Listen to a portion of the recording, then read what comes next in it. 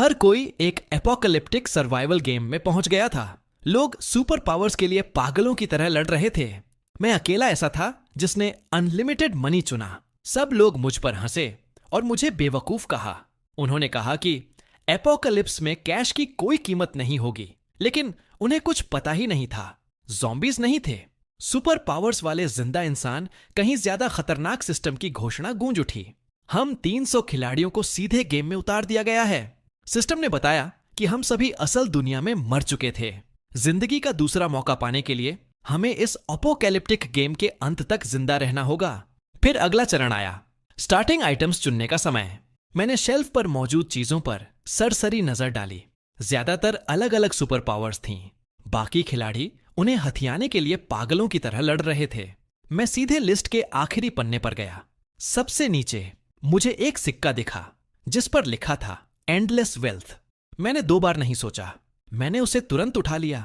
मेरे class monitor वांग Tang, जो मेरे साथ ही अंदर आया था, ने माइंड कंट्रोल चुना था। मुझे वह सिक्का लेते देख वह मेरा मजाक उड़ाने से खुद को रोक नहीं पाया। मार्क, तुम्हें सच में पैसों की इतनी डेस्परेशन है? दुनिया खत्म होने वाली है। कैश तुम्हारा क्या भला करेगा? इससे पहले कि मैं कुछ जवाब देता, वह क्लास की सबसे खूबसूरत लड़की लियू रुयान की तरफ मुड़ गया। उसने एक ऐसी चीज चुनी थी जिसका नाम था द पावर ऑफ लव।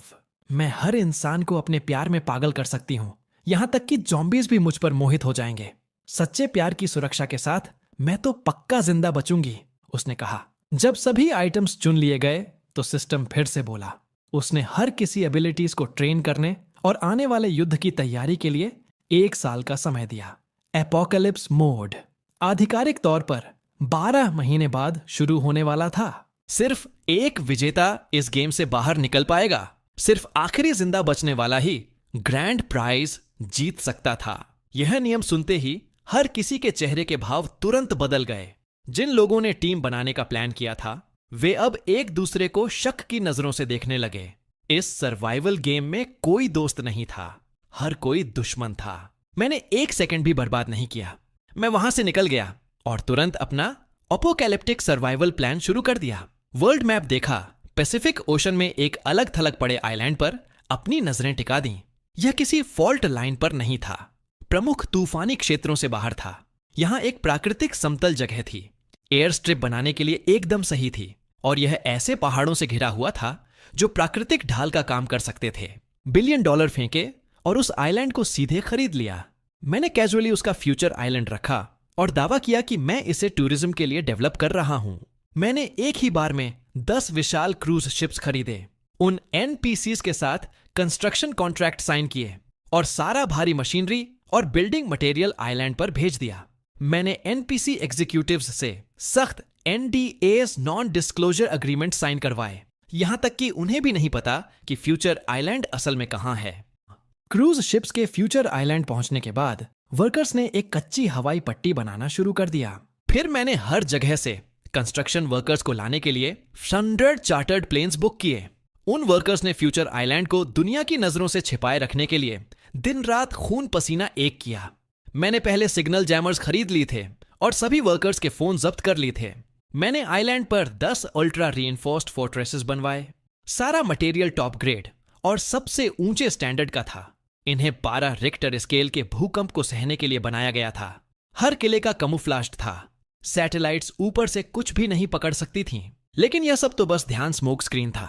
असली डूम्सडे बंकर तो जमीन के नीचे था। यह underground nuclear strikes biochemical attacks को झेल सकता है। यहां तक कि वो सुरंग खोदने वाले ज़ॉम्बीज भी 5 मीटर मोटी सॉलिड स्टील को नहीं तोड़ पाएंगे। सतह वाले किलों से अंडरग्राउंड जाने के सीक्रेट पैसेजेस हैं, लेकिन ये रास्ते बहुत ही संकरे बनाए गए थे। एक बार में सिर्फ एक ही इंसान उनमें से गुजर सकता है। अंदर मेज जैसा है। अगर आप किस्मत वाले हुए और सही रास्ता ढूंढ भी लिया, तो भी मेन दरवाजे तक पहुंचने का मतलब यह नहीं कि आप रास्ते में ट्रैप से बच जाएंगे। अगर एक रास्ता बम से उड़ा दिया जाता है, तो मैं वापस सतह पर जाने के लिए दूसरे रास्तों का इस्तेमाल कर सकता हूं। एनर्जी ही सब कुछ है। बिजली की सप्लाई की समस्या सुलझाने के लिए मैंने आइलैंड विंड टर्बाइंस लगाए, टाइडल और न्यूक्लियर पावर जनरेटर्स भी। पानी का इंतजाम करना भी आसान था। रेन वाटर कलेक्टर्स और सी वाटर डिसैलिनेशन सिस्टम्स लगाए।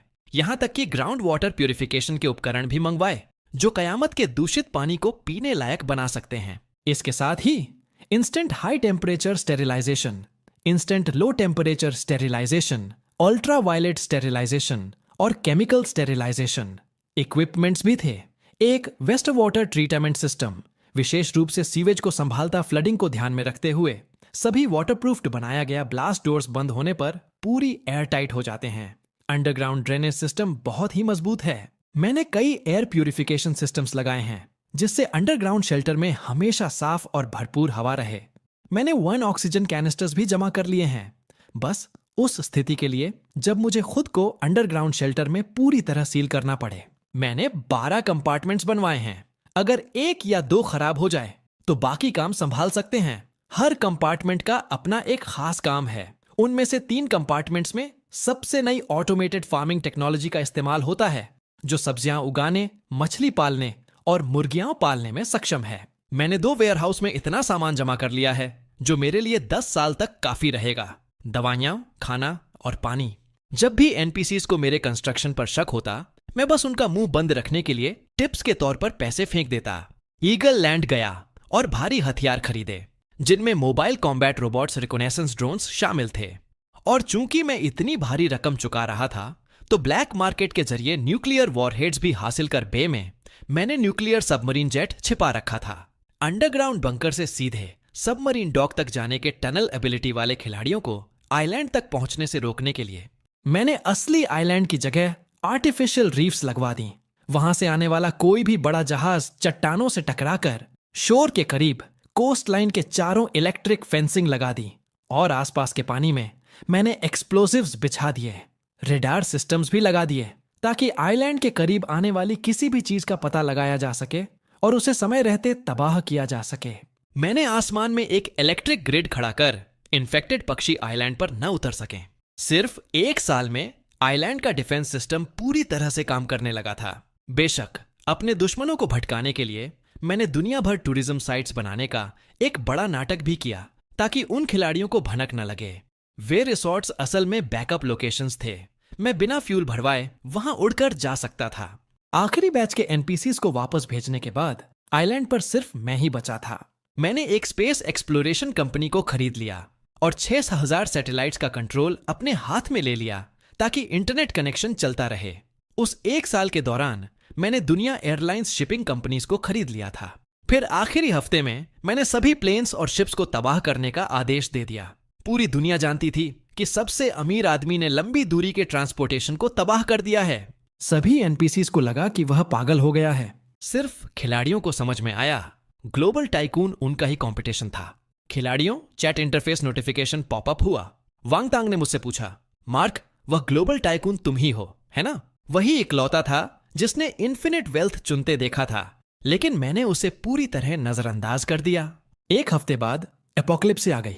जिन खिलाड़ियों एबिलिटीज मैक्स आउट कर लिया था वे एक्शन के लिए तैयार थे। पब्लिक स्क्रीन पर 300 खिलाड़ियों के नाम और आईडीज दिखाई दिए।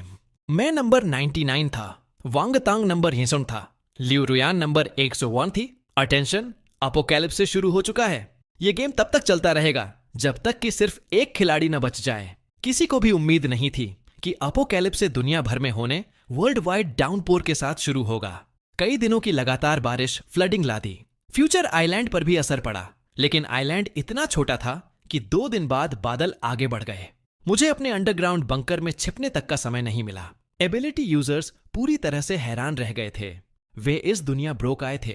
पूरा साल वे पैसे कमाने के लिए संघर्ष करते हुए अपनी शक्तियों को ट्रेन कर रहे थे। उनका संघर्ष तो बताने की जरूरत ही नहीं है। जो सप्लाई उन्होंने जमा की थी वह पैथेटिक थी। सिर्फ कुछ ही खिलाड़ियों ने जुर्म करने के लिए अपनी शक्तियों का इस्तेमाल किया था, विला हथियाने में कामयाब हुए थे। उन्होंने बेसमेंट में एक शेल्टर बनाया था। बाढ़ ने सबसे पहले बेसमेंट पर ही हमला किया। उनकी सारी सप्लाई बर्बाद हो गई। पूरा का पूरा विला बाढ़ में निगल लिया गया। कुछ खिलाड़ियों अंडरग्राउंड गराजेस में शेल्टर बनाए थे, वे भी पूरी तरह डूब गए। ऊंचे फ्लोर वाले शेल्टर अब भी के लिए सुरक्षित थे, लेकिन बारिश रुकने का नाम नहीं ले रही थी। अंडरग्राउंड खिलाड़ियों की पहले से ही कम सप्लाई धीरे धीरे खत्म होने लगी। हर कोई घबराने लगा। इस बीच स्नैक्स चबा रहा था और लाइव स्ट्रीम देख स्ट्रीमर पर्दों के पीछे छिपा हुआ था और चुपके से सड़क के पार वाली बिल्डिंग की रिकॉर्डिंग कर रहा था। एक खिलाड़ी सप्लाई लूटने के लिए अपनी फायर पावर का इस्तेमाल कर रहा था। भाइयों, ये कोई स्पेशल इफेक्ट्स नहीं है, ना कॉस्प्ले।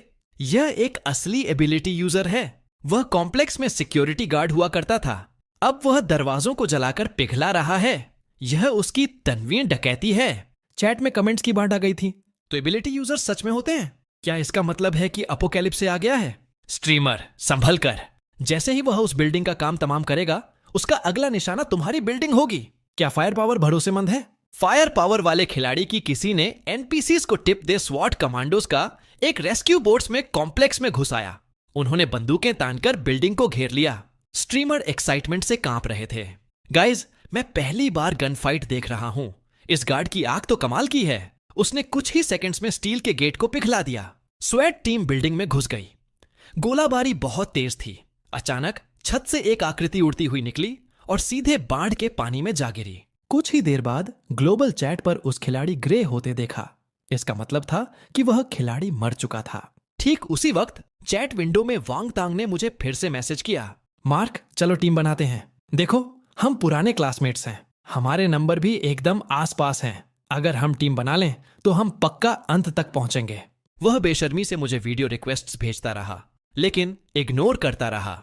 अगर मैंने उसके साथ टीम बना ली और हम ही आखिरी दो बचे, तो वह मुझे मारने और अकेले जीतने के लिए माइंड कंट्रोल का इस्तेमाल करेगा। क्या वह मेरी बुद्धिमानी को कम आंक रहा था या खुद को ज्यादा होशियार समझ रहा था? पानी और बिजली कट चुकी थी। खाना खत्म हो रहा था। 3 महीने की बाढ़ ने एनपीसीज की सारी उम्मीदें कुचल दी थीं। आखिरकार कुछ लोग यह सब बर्दाश्त नहीं कर पाए। डेस्परेट रिस्क्स उठाने लगे। हर जगह लूटपाट और आगजनी करने लगे। जिंदा बचने का रास्ता ढूंढने के लिए खिलाड़ी भी भीड़ में मिल गए थे, लेकिन एबिलिटीज को छिपाकर नहीं रखा जा सकता था। हायर अप्स का ध्यान खींच लिया। उन्होंने एबिलिटी यूजर्स को पकड़ने का सीधा आदेश जारी कर दिया। जो भी पकड़ा जाता, रिसर्च फैसिलिटीज में भेज दिया जाता। 1 महीने के अंदर 30 खिलाड़ियों के नाम पब्लिक स्क्रीन पर आ गए। अचानक खिलाड़ी डरे हुए पक्षियों की तरह हो गए थे। हर कोई खौफ में था। इस बीच मैं एक बिल्कुल ही अलग दुनिया में जी रहा था। अपनी सब्जियों को चेक कर रहा था, अपनी हवेली में गेम खेल रहा था, पूल में तैर रहा था। फ्यूचर आइलैंड तो पैराडाइज था। मैं एक बहुत ही शानदार जिंदगी जी रहा था। लेकिन अच्छे दिन ज्यादा नहीं टिकते। आखिरकार किसी ने मेरे साथ धोखा कर ही दिया। किसी वर्ल्ड चैट पर गुमनाम तरीके से पोस्ट किया, खिलाड़ी 90 साइन दुनिया का सबसे अमीर इंसान है। उसने अपोकैलिप्सिस से पहले पक्का शेल्टर्स बनाए होंगे। प्लेयर 99 को ढूंढो और हर कोई जिंदा बचेगा।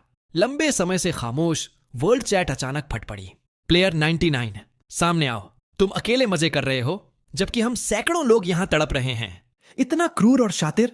हाँ, ऐसे खिलाड़ियों को खत्म कर दो। 99 को ढूंढो और हम सब जिंदा बचेंगे। सब लोग हमला करो। सभी खिलाड़ी पागल हो गए। वे मुझे जिंदा नोच खाने के लिए बेताब थे। मैं बस शांति से छिपकर रहना चाहता था, लेकिन तुम्हें मुझे सबके सामने लाना ही था।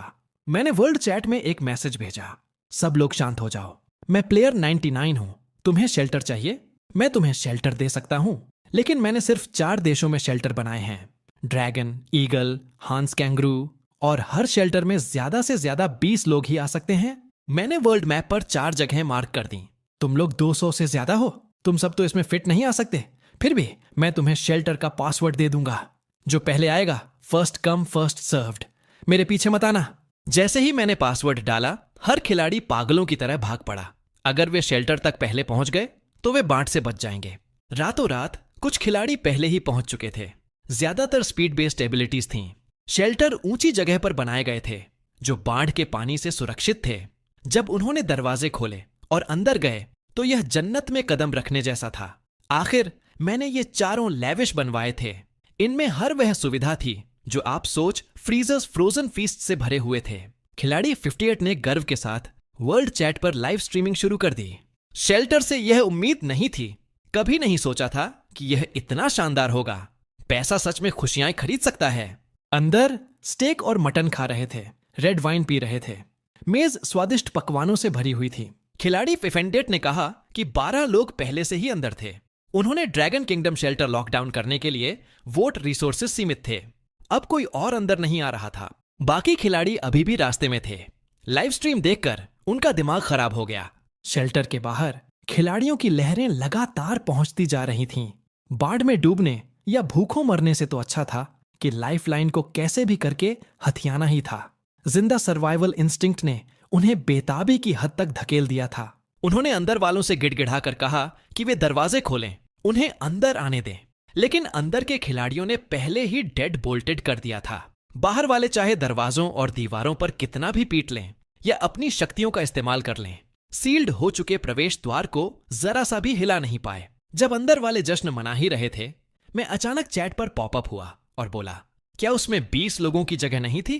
क्या 8 लोग और अंदर नहीं आ सकते? मेरे पास एक ओवरराइड कोड है। दरवाजे लॉक होने पर भी मैं अंदर घुस सकता हूं। हिडन डोर साउथ ईस्ट में है। दीवार के बेस पर डेकोरेटिव ब्रिक है, उसे घुमाओ और गुप्त दरवाजा खुल जाएगा। बाहर खड़े खिलाड़ी पागलों की तरह उस गुप्त दरवाजे की तरफ दौड़े। उन्होंने उस डेकोरेटिव ईंट को घुमाया, वह पुरानी डेकोरेटिव ईंट, और पुरानी दीवार में सच में एक गुप्त दरवाजा प्रकट हो गया। खिलाड़ी अंदर घुसने के लिए पागलों की तरह एक दूसरे से भिड़ गए। उन आखिरी 8 जगहों के लिए लड़ रहे थे। एक कमजोर सी दिखने वाली लड़की थोड़ी धीमी थी और पीछे छूट गई थी। तभी उसके वाइन्स फूट पड़ी और आगे की भीड़ पर पागलों की तरह वार करने लगी, जिससे एक साथ कई खिलाड़ी गिर ब्लेड एबिलिटी वाले एक खिलाड़ी ने जल्दी से अपने पैरों के नीचे की बेलों को काट दिया, फिर मुड़ा और विंड ब्लेड फायर किया। वाइन प्लेयर का गला कट गया। ब्लेड प्लेयर सबसे पहले दरवाजे तक पहुंचा, ओवरराइड कोड डाला और गेट खुल गया। वह खुशी से अंदर भाग गया। उसके ठीक बाद एक और खिलाड़ी लाइटनिंग स्ट्राइक का इस्तेमाल करके पूरी भीड़ को गिरा दिया। वह दूसरा खिलाड़ी भी गेट से अंदर घुस गया। लेकिन जैसे ही तीसरा खिलाड़ी एंट्री के पास पहुंचा, जमीन पर गिरे एक खिलाड़ी ने उसका पैर पकड़ लिया। गिरे हुए खिलाड़ी ने एक डरावनी मुस्कान दी और जड़ से सने हुए नाखून उसके जांघ में घुसा। वेनम खिलाड़ी बमुश्किल उठकर गेट से भागने ही वाला था कि पीछे से एक स्टील जैसे कठोर हाथ ने उसके सीने को पार कर दिया। एक एक करके सैंक्चुअरी के प्रवेश द्वार पर मरते गए। जिंदा रहने की इच्छा ने उनके अंदर की इंसानियत की आखिरी बूंद भी छीन ली थी। तो सिस्टम ने जो एबिलिटीज दी थीं, वे ज़ॉम्बीज से लड़ने के लिए नहीं थीं। वे इसलिए थीं ताकि वे एक दूसरे को मार सकें। सैंक्चुअरी के अंदर वाले खिलाड़ी अब शांत नहीं बैठ सकते थे। उन सभी के रैपिड मूवमेंट की क्षमताएं थीं, लेकिन साफ तौर पर उनके पास असली फाइटिंग पावर नहीं थी। अगर वे गेट सील करके बाहर के कॉम्बैट स्टैट्स वाले खिलाड़ियों को अंदर आने देते हैं, तो क्या वे सिटिंग डक्स नहीं बन जाएंगे?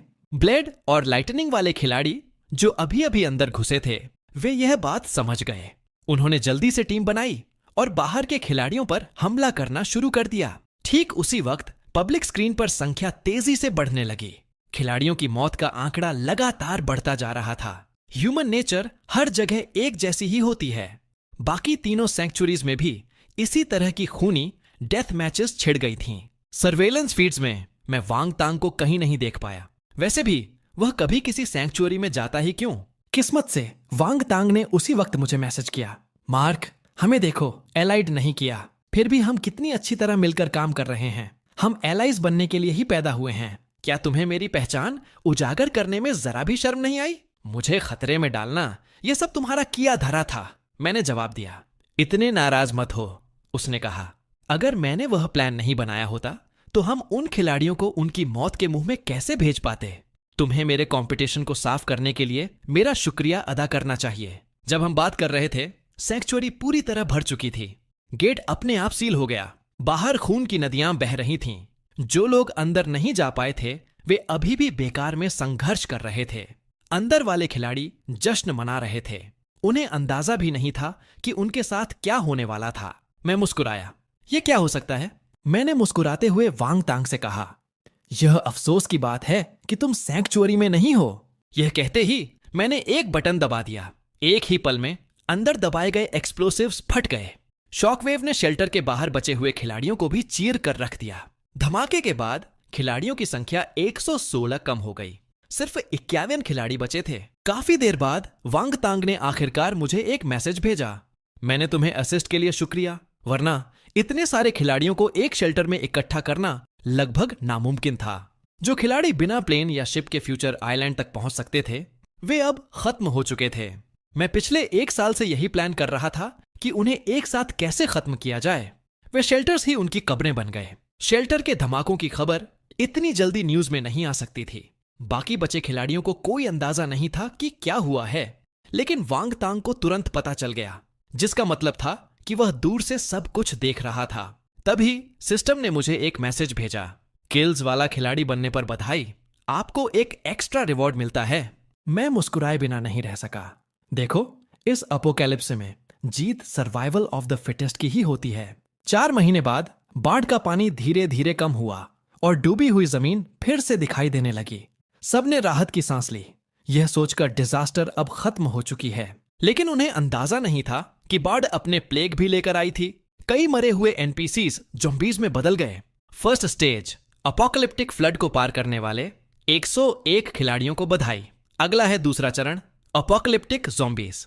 आखिरकार अब एबिलिटीज के चमकने का समय आ गया, सो कॉल्ड नंबर 99। तो अब मरा हुआ ही समझो। उसी पल लियू रुयान ने मुझे एक प्राइवेट मैसेज भेजा, मार्क, तुम्हारे एबिलिटी नहीं है, तुम ज़ॉम्बी अपोकैलिप्स में जिंदा नहीं बच पाओगे। अगर तुम मुझे थोड़ी सप्लाई दे दो और अपनी लोकेशन बता दो तो मैं आकर तुम्हारी रक्षा कर सकती हूं। मैंने धीरे से एक क्वेश्चन मार्क टाइप किया। मेरी शक्ति को कम मत आंकना, मैं पूरी तरह से इसी वजह से बाढ़ से बच पाया हूं। मुझे बेशक पता था कि वह कैसे जिंदा बची लव जगाने वाली अपनी शक्ति का इस्तेमाल करके अपने पड़ोसियों से सप्लाई ठग ली थी। रेस्क्यू टीम आई तो सबसे पहले उसी को बचाया गया था। यह सब सोचकर मैंने जवाब दिया, सॉरी, मुझे कोई दिलचस्पी नहीं है। वैसे भी लियू रुयान का यह जानना कि मैं ही सबसे अमीर आदमी हूं कोइंसिडेंस नहीं था। कॉन्टिनेंट ज़ॉम्बी वायरस फैल गया।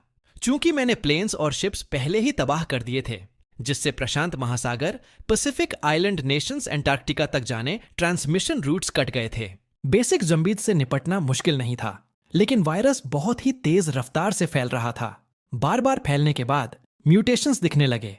बिल्कुल वैसा ही प्रेडिक्ट किया स्मार्ट ज़ॉम्बीज और सुपर पावर्स वाले ज़ॉम्बीज चुपचाप सामने आने लगे। जब तक कोई ज़ॉम्बी किसी एबिलिटी यूजर का मांस खाता था, उसे उनकी शक्तियां मिल सकती थीं।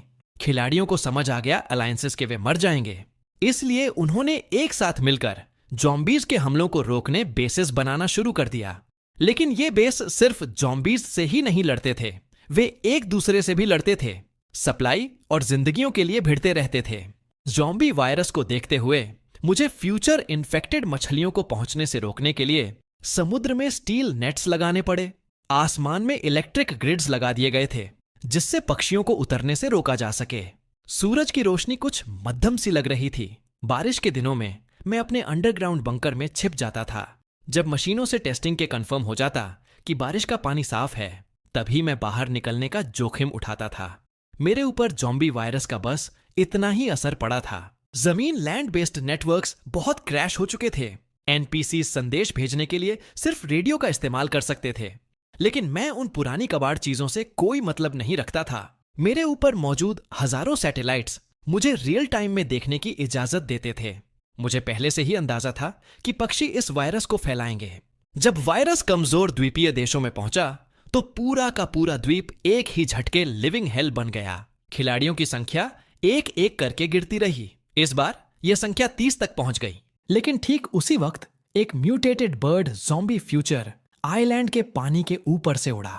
जैसे ही वह इलेक्ट्रिक ग्रिड से टकराया, हाई वोल्टेज से तुरंत जलकर राख हो गया, लेकिन फेदर ग्रिड के बीच की खाली जगह से नीचे गिर गया। जमीन पर गिरने से पहले ही रोबोटिक डॉग ने उस पर फायर जेट से हमला किया और उसे राख कर दिया। वह पक्षी पक्का प्रशांत महासागर के दूसरे द्वीपों से उड़कर आया होगा। उस दिन के बाद से पक्षियों के बड़े बड़े झुंड हर दिन फ्यूचर आइलैंड के ऊपर से गुजरने लगे।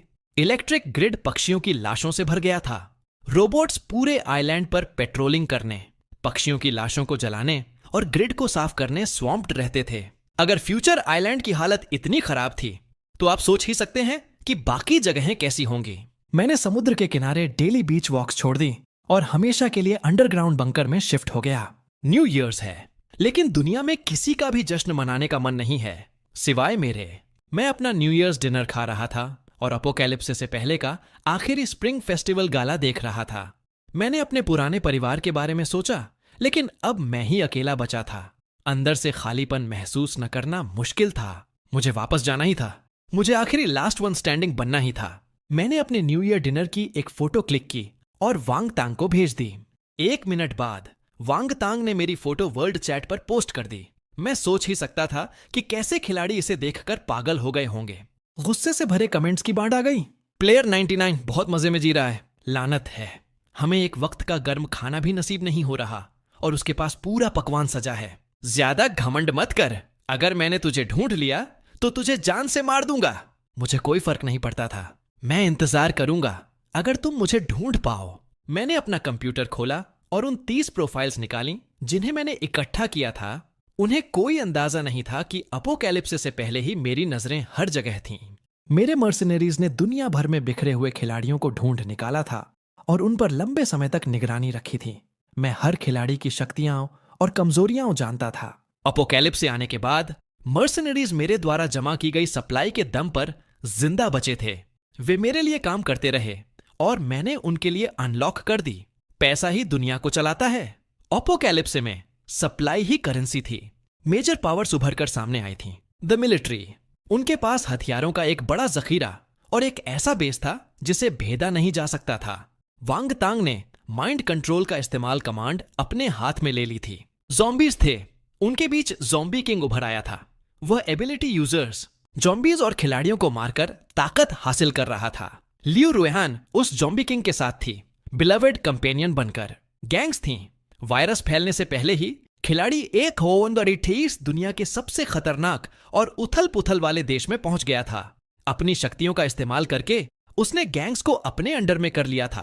गैंग्स आम नागरिकों को लूटकर अपनी ताकत बढ़ा रहे थे।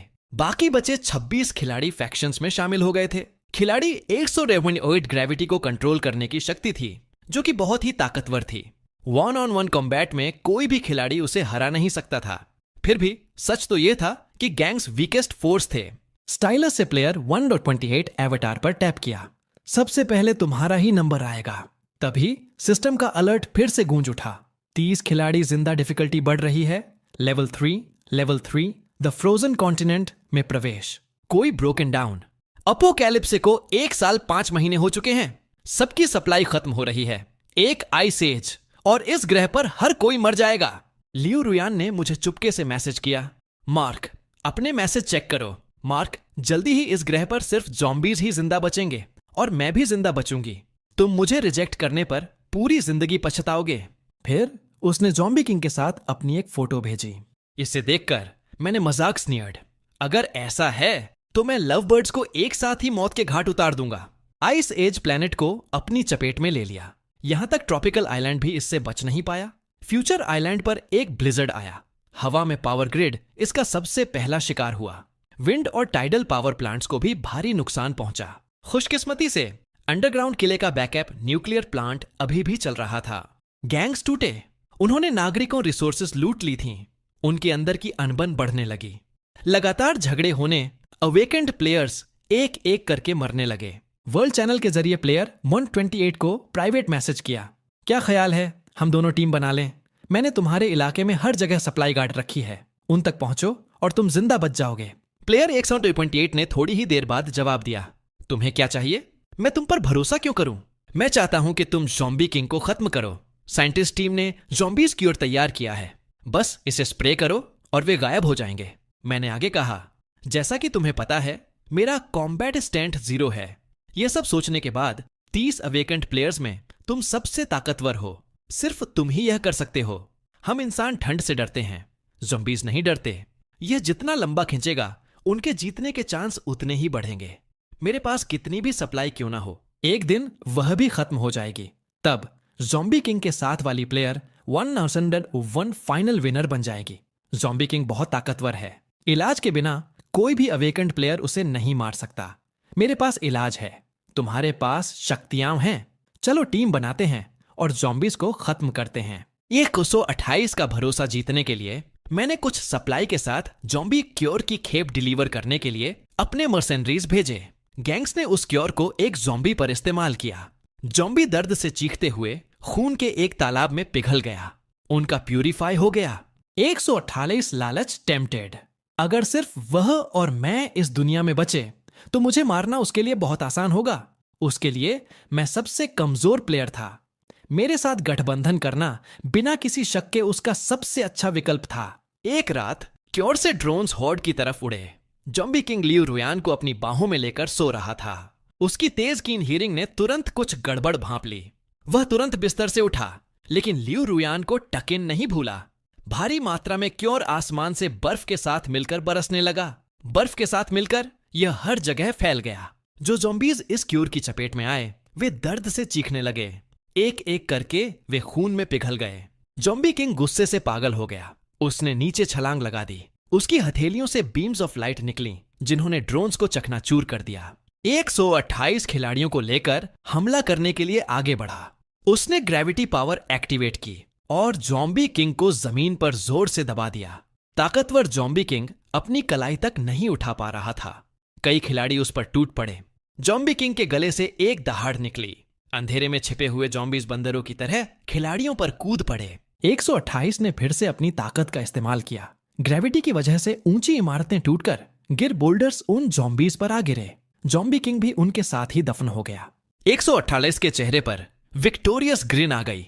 ये पत्थर ज़ॉम्बी किंग के टुकड़े टुकड़े करने के लिए काफी थे। बैल्कनी पर खड़ी थी। अपना चेहरा ढंकते हुए उसने एक चीख निकाली। 128 ने फ्लिक्ट। लियू रुयान के पैरों के टेरेस ढह गई।